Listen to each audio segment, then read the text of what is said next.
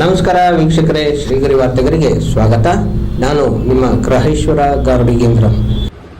ದಿನಾಂಕ ಮೇ 5, 2026ರಂದು ಕರ್ನಾಟಕ ಭೋವಿ ಅಭಿವೃದ್ಧಿ ನಿಗಮದ ವತಿಯಿಂದ ಮೈಸೂರು ಜಿಲ್ಲೆಯಲ್ಲಿ ಪರಿಶಿಷ್ಟ ಜಾತಿ ಭೋವಿ ಜನಾಂಗದ ನಿರುದ್ಯೋಗ ಯುವಕ ಯುವತಿಯರಿಗೆ ಉಚಿತ ಟೈಲರಿಂಗ್ ತರಬೇತಿ ಹಾಗೂ ಅಗತ್ಯ ಯಂತ್ರೋಪಕರಣಗಳ ವಿತರಣೆ ಮಾಡಲು ತರಬೇತಿಯ ಉದ್ಘಾಟನಾ ಕಾರ್ಯಕ್ರಮವನ್ನು ಶ್ರೀ ಶಿವಯೋಗಿ ಸಿದ್ದರಾಮೇಶ್ವರ ಸ್ವಾಮೀಜಿ ಅವರು, ನಿಗಮದ ಅಧ್ಯಕ್ಷರಾದ ಎಂ ರಾಮಪ್ಪ, ಮಾ ವಿ ರಾಮ್ ಪ್ರಸಾದ್, ಮಾಜಿ ನಗರ ಪಾಲಿಕೆ ಸದಸ್ಯರು, ಕಾಂಗ್ರೆಸ್ ಅಧ್ಯಕ್ಷರಾದ ಆರ್ ಮೂರ್ತಿ, ಬಲರಾಮ್, ಸೀತಾರಾಮ್, ವಿಜಯಕುಮಾರ್, ರವಿ, ಕರ್ನಾಟಕ ಟ್ರೈನಿಂಗ್ ಸೆಂಟರ್, ರಾಮಲಿಂಗೇಶ್ವರ ದೇವಸ್ಥಾನದ ಹತ್ತಿರ, ವಿದ್ಯಾರಣ್ಯಪುರಂ, ಮೈಸೂರು. ಈ ಭಾಗದ ಶಾಸಕರಿಗೆ ಮಾಹಿತಿಯನ್ನ ಕೊಡಬೇಕಾಗಿತ್ತು ಅಂತ ನಾನು ನಿನ್ನೆ ಬಲರಾಮ್ ಅವರಿಗೆ ಹೇಳಿದೆ.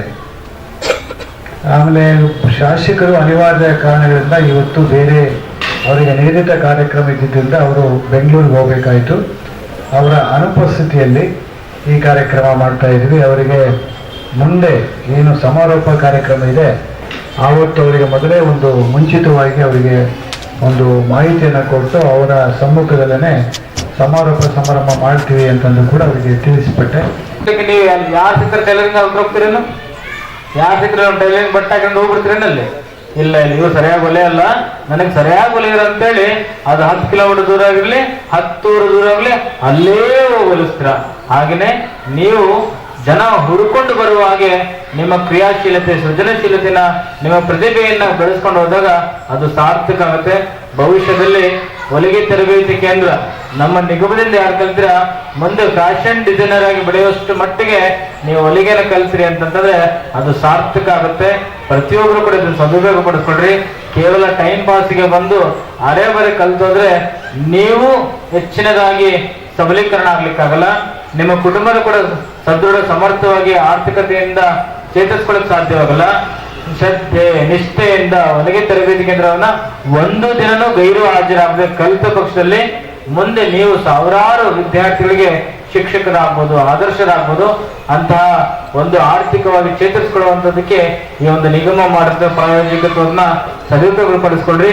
ಈ ವಿಚಾರದಲ್ಲಿ ನಮ್ಮ ಭೋವಿ ಅಭಿವೃದ್ಧಿ ನಿಗಮದ ರಾಮಪ್ಪನವರು ಅತ್ಯಂತ ಸದಾಕಾಲ, ಬಹುಶಃ ರಾಮಪ್ಪನವರು ಇವತ್ತಿನ ಕಾಲಘಟ್ಟಕ್ಕೆ ಸರಿಯಾದ ಅಧ್ಯಕ್ಷರು ಅಂತಂದ್ರೆ ತಪ್ಪಾಗ್ಲಿಕ್ಕಿಲ್ಲ. ಯಾಕಂತಂದ್ರೆ ಇವತ್ತು ಎಲ್ಲಿ ಸಮಸ್ಯೆಗಳಿದೆ ಹುಡುಕ್ತಾ ಇದ್ದಾರೆ, ಯಾವ ರೀತಿಯಾಗಿ ಜನಗಳಿಗೆ ನಾನು ನಿಗಮನ ಮುಟ್ಟಿಸ್ಬೇಕಂತ ಆಲೋಚನೆ ಮಾಡ್ತಾ ಇದ್ದಾರೆ, ಯಾವ ರೀತಿಯಾಗಿ ಕಾರ್ಯಕರ್ತರಿಗೆ ನಾನು ಮುಟ್ಟಬೇಕಾಗಿದೆ ಅಂತ ಆಲೋಚನೆ ಮಾಡ್ತಾ ಇದ್ದಾರೆ. ಅವ್ರು ಹೇಳ್ತಾ ಇರ್ತಾರೆ, ಎಲ್ಲಾದ್ರೂ ಏನಾದ್ರು ಸಹಾಯ ಕೇಳಿದ್ರೆ ಸ್ವಾಮಿ ಅದು ಬರ್ದಿದ್ರೆ ನಾನು ಚೇಂಜ್ ಕೊಟ್ಟು ಬಿಡ್ತೀನಿ ಅಂತ ಹೇಳಿ. ಅದು ಅವರು ಉದಾಹರಿತನ. ಏನಂತಂದ್ರೆ ಬಂದವರು ಯಾರಿಗೂ ಕೂಡ ಇಲ್ಲ ಅನ್ಬಾರ್ದು, ಅವ್ರಿಗೆ ಸ್ಪಂದಿಸ್ಬೇಕು, ಸಹಾಯವನ್ನ ಮಾಡಬೇಕು, ಸಹಕಾರವನ್ನ ಮಾಡಬೇಕಂತ ಆಲೋಚನೆ ಇಟ್ಕೊಂಡು ಇವತ್ತು ಕಟ್ಟ ಕಡೆಯ ವ್ಯಕ್ತಿಗೆ ನಿಗಮವನ್ನು ಪರಿಚಯಿಸುವಂತ ಅತ್ಯದ್ಭುತ ಆಲೋಚನೆಗಳನ್ನ ಇಟ್ಕೊಂಡು ಕೆಲಸವನ್ನ ಮಾಡ್ತಿದ್ದಾರೆ. ಇತ್ತೀಚೆಗೆ ಒಂದು ಕಾರ್ಯಾಗಾರವನ್ನ ಮಾಡಿದ್ರು. ಈಗ ಹೊಲಿಗೆ ತರಬೇತಿ ಶಿಬಿರವನ್ನ ಮಾಡಿದ್ರೆ ಈ ರೀತಿಯಿಂದ 10 ಹಲವಾರು ಯೋಜನೆಗಳನ್ನ ಅವರ ಕಾಲಾವಧಿಯಲ್ಲಿ ನಾವು ನೋಡ್ಬೋದು. ಒಂದಿಷ್ಟು ಜನಗಳು ಆರ್ಥಿಕವಾಗಿ ಚೇತರಿಸ್ಕೊಳ್ಬಹುದು ಅನ್ನೋಂಥ ಆಶಾಭಾವನೆ ಅವರ ಒಂದು ಕ್ರಿಯಾಶೀಲತೆಯಿಂದ ನಾನು ಕಂಡುಕೊಳ್ತಾ ಇದ್ದೀನಿ. ಅಷ್ಟೇ ಅಲ್ಲದೆ ಪ್ರಥಮ ಅಧ್ಯಕ್ಷರು ಸೀತಾರಾಮಪ್ಪರು, ಬಹುಶಃ ಅವ್ರ ಅವಧಿ ಕಡಿಮೆ ಇತ್ತು ಅಂತ ಅನ್ಕೊಳ್ಳೋಣ. ಬಹುಶಃ ಅವ್ರು ಸಿಕ್ಕಷ್ಟೇ ಅವಧಿ ಅವ್ರಿಗೂ ಸಿಕ್ಕಿರ್ಬೋದು. ಕಡಿಮೆ ಅವಧಿಯಲ್ಲಿ ಒಬ್ಬ ನಿಗಮದ ಅಧ್ಯಕ್ಷರಾಗಿ ಯಾವ ರೀತಿಯಾಗಿ ಅದನ್ನ ಡೆವಲಪ್ ಮಾಡ್ಬೋದು, ಜನಗಳಿಗೆ ಮುಟ್ಟಿಸ್ಬೋದು ಅನ್ನೋದ ವಿಭಿನ್ನ ಒಂದು ಆಯಾಮಗಳಲ್ಲಿ ಇಡೀ ರಾಜ್ಯದಲ್ಲಿ ಯಾವ್ದಾರ ನಿಗಮ ಲೋಕಾರ್ಪಣೆ ಆಗಿದೆ ಅಂತಂದ್ರೆ ಅದು ಮೊಟ್ಟ ಮೊದಲಾಗಿ ಭೋವಿ ನಿಗಮನೆ ಅಂತ ವಿಭಿನ್ನ ಆಲೋಚನೆ ಇಟ್ಕೊಂಡು ಸಿದ್ದರಾಮಯ್ಯ ಮಾಡಿರುವಂಥದ್ದು. ಕಟ್ಟ ಕಡೆಯ ವ್ಯಕ್ತಿಯ ಒಂದು ಕಲ್ಲು ಕೆಲಸಗಳ ಕಾರ್ಯಗಳ ಸಮಸ್ಯೆಗಳಿತ್ತು ಅಂತಂದ್ರೆ, ಬಡವರ ಸಮಸ್ಯೆಗಳಿತ್ತು ಅಂತಂದ್ರೆ ಮೊದಲೇ ನಿಲ್ಲೋದು ಯಾರಪ್ಪ ಅಂದ್ರೆ ಅದು ಸೀತಾರಾಮಪ್ಪರು. ಆ ರೀತಿಯಾಗಿರುವಂತಹ ಕೆಲಸವನ್ನ ನಮ್ಮ ರವಿ ಪೂಜಾರರು ಇಡೀ ಉತ್ತರ ಕರ್ನಾಟಕದಲ್ಲಿ ಒನ್ ಮ್ಯಾನ್ ಆರ್ಮಿ ರೀತಿಯಲ್ಲಿ ಎಲ್ಲರನ್ನ ಸ್ಪಂದಿಸುವ, ಕೂಡಿಸುವ, ಕ್ರೋಢೀಕರಿಸುವ, ಸಮಾಧಾನ ಹೇಳುವ ದಿಟ್ಟ ನಾಯಕತ್ವವನ್ನ ಬೆಳೆಸ್ಕೊಂಡಿದ್ದಾರೆ. ಅವರೆಲ್ಲರ ನಾಯಕತ್ವದಲ್ಲಿ ನೂತನ ಜಿಲ್ಲಾಧ್ಯಕ್ಷರು ನಮ್ಮ ವಿಜಯಕುಮಾರ್, ಬಹುಶಃ ಸೀತಾರಾಮಪುರ ಮೊದಲ ಅಧ್ಯಕ್ಷರಾದಾಗ ಅವ್ರಿಗೆ ಆಪ್ತ ಸಹಾಯಕರಾಗಿ ಅವರೇ ಇದ್ರಂತ ಅನ್ಸುತ್ತೆ. ಅವತ್ತು ಇಡೀ ರಾಜ್ಯವನ್ನು ತಿಳ್ಕೊಂಡ್ಬಿಟ್ಟಿದ್ರೆ ರಾಜ್ಯ ಎಲ್ಲರನ್ನ ಜನ ನಾಡಿ ಮಿಡಿತ ಚೆನ್ನಾಗಿ ಅರ್ಥ ಮಾಡ್ಕೊಂಡು ಜನಗಳಿಗೆ ಚೆನ್ನಾಗಿ ಸೇವೆ ಮಾಡ್ಬೋದು ಅನ್ನೋದಕ್ಕೆ ಉದಾಹರಣೆ ನಮ್ಮ ವಿಜಯಕುಮಾರ್. ಮುಂದೆ ಬಂದ್ರೆ ಆಯಲ್ಲ, ಹಿಂದೆ ಬಂದ್ರೆ ಒದೆಯಲ್ಲ.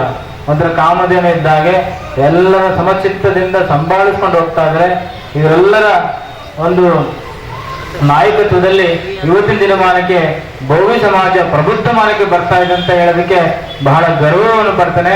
ಇಂತಹ ನಾಯಕತ್ವದಲ್ಲಿ ಅನೇಕ ನಾಯಕರು ಹೊರಹೊಮ್ಮಲಿ ಅನ್ನುವಂಥ ಮಾತನ್ನು ತಿಳಿಸ್ತಾ ಮುಂದಿನ ದಿನಮಾನಗಳಲ್ಲಿ ಈ ರೀತಿ ಶಿಬಿರಗಳು ಹೆಚ್ಚಾಗ್ಲಿ, ಎಲ್ಲರಿಗೂ ಶುಭವಾಗ್ಲಿ. ಮತ್ತೆ ಮುಂದಿನ ವಾರ್ತೆಗರಿಯಲ್ಲಿ ಭೇಟಿಯಾಗೋಣ. ಶ್ರೀಗರಿ ನಿಮ್ಮ ಮನದಾಳದ ಗರಿ. ನಮಸ್ಕಾರ.